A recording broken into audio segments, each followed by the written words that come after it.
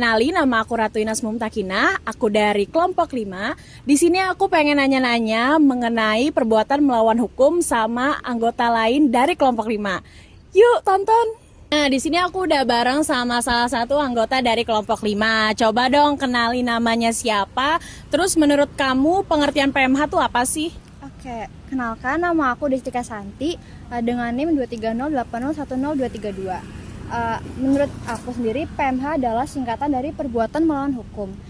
Dalam pasal 1365 BW tidak dijelaskan secara eksplisit, hanya saja menyebutkan bahwasannya apabila seseorang mengalami kerugian akibat dari perbuatan orang lain, maka seseorang tersebut dapat atau berhak mengajukan gugatan ganti rugi. Kemudian ganti rugi itu timbul akibat adanya kesalahan, bukan karena perjanjian, dengan syarat adanya hubungan kausalitas antara perbuatan dan kerugian. Kemudian dalam konteks perdata, PMH juga disebut sebagai onrechtmatige, dan dalam konteks pidana disebut juga sebagai wederrechtelijk. Dan kemudian juga dalam yang dipaparkan oleh ahli, yaitu Molengraaf, mengatakan bahwasannya PMH itu tidak hanya saja pelanggaran dari undang-undang, tapi juga pelanggaran mengenai kaidah sosial, kesusilaan, dan kesopanan. Begitu. Oke, makasih ya. Nah, udah jelaskan mengenai pengertian PMH. Selanjutnya kita ke jenis-jenis PMH yuk. Oke guys, jadi di pembahasan selanjutnya ada dari jenis-jenis PMH. Coba dong kenalin dulu namanya siapa, anggota kelompok berapa, dan menurut kamu apa sih jenis-jenis PMH? Halo semuanya, perkenalkan nama aku Melinda Ratasha Alexandra Utabarat dengan NIM 23080102223 dari kelompok 5 perbuatan melawan hukum. Nah, perbuatan melawan hukum itu ada dikategorikan menjadi 3 jenis di dalam KUH Perdata. Yang pertama itu pada pasal 1365, yaitu PMH yang disengaja. Jadi perbuatan yang disengaja yang sudah merugikan orang lain, mereka harus tanggung ganti rugi tentang perbuatan mereka sendiri.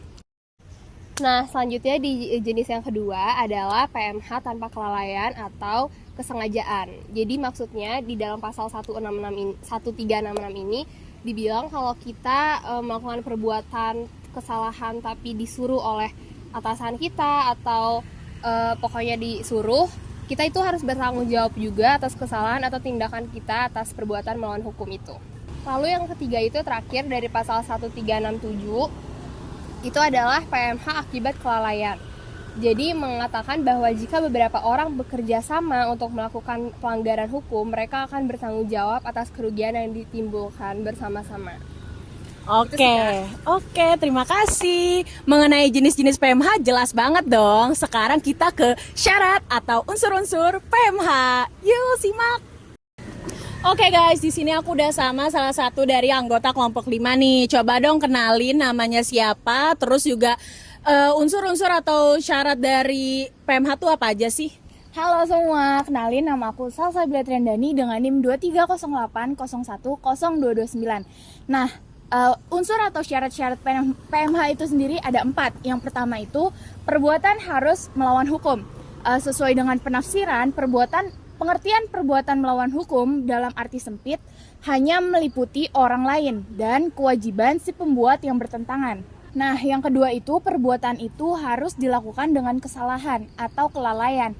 Menurut hukum perdata, seseorang itu dikatakan bersalah jika terhadapnya didapat kesesalan bahwa ia telah melakukan atau tidak melakukan suatu perbuatan yang seharusnya dihindarkan. Ikut penjelasan lebih lanjut. Untuk adanya kesalahan yang harus dipertanggungjawabkan menurut Vollmer perlu dipertanyakan. Yang pertama, kesalahan dalam arti subjektif atau abstrak, yaitu apakah orang yang bersangkutan umumnya dapat dipertanggungjawabkan yang mana perbuatannya.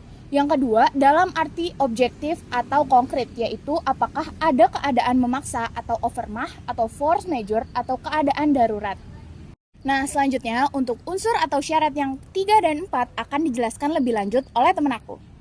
Oke, tadi kan udah disebutin nih syarat atau unsur PMH yang pertama dan yang kedua. Sekarang aku mau nyebutin yang ketiga sama yang keempat ya. Oke, yang ketiga itu harus ada hubungan kausal sebab akibat antara perbuatan dan kerugian. Menurut pasal 1365 KUH Perdata, Hubungan kausal ini dapat terlihat dari kalimat perbuatan yang karena kesalahannya menimbulkan kerugian, sehingga kerugian itu timbul disebabkan adanya perbuatan, atau kerugian itu timbul disebabkan adanya perbuatan, atau kerugian itu merupakan akibat dari perbuatan. Nah, yang keempat, harus ada kerugian. Kerugian yang dimaksud di dalam unsur kedua ini, undang-undang tidak hanya menjelaskan tentang ukurannya dan yang termasuk kerugian itu. Undang-undang hanya menyebutkan sifat dari kerugian tersebut, yaitu material dan imaterial. Kerugian dapat bersifat kerugian material dan kerugian imaterial.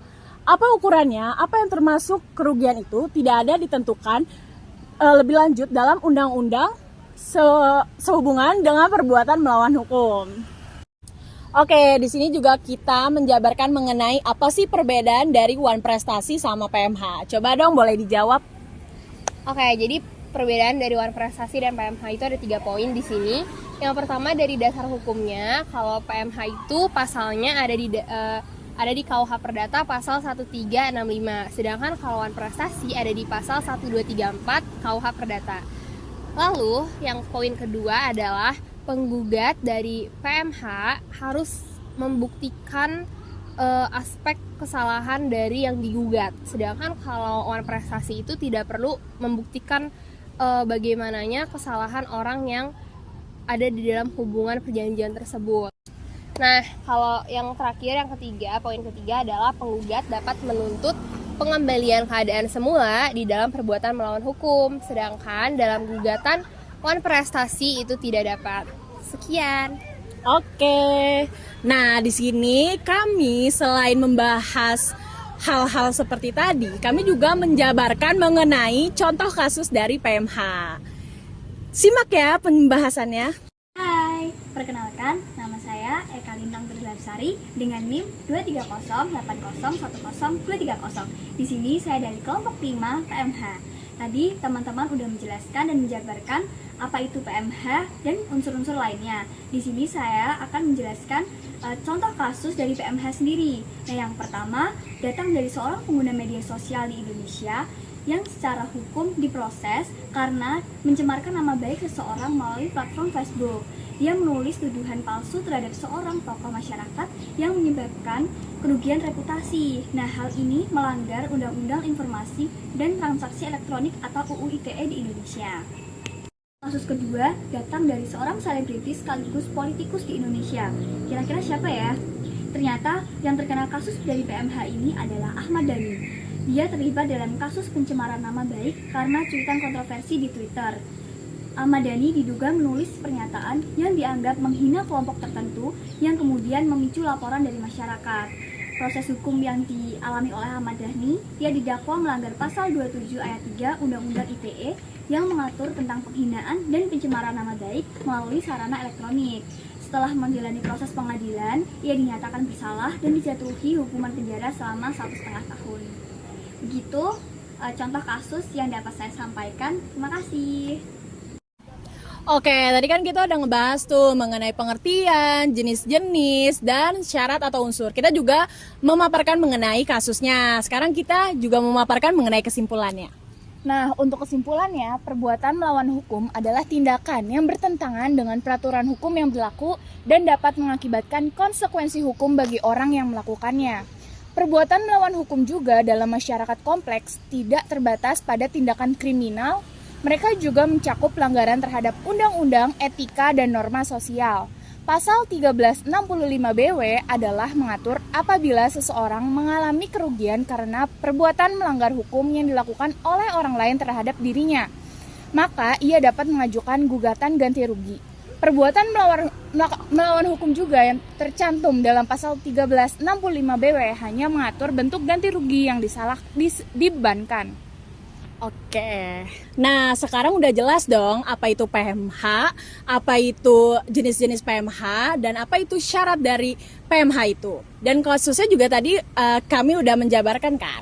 Oke, terima kasih yang udah menonton. Saya Ratu Inas Mumtakina dengan NIM 23080102227. Pamit undur diri, bye-bye!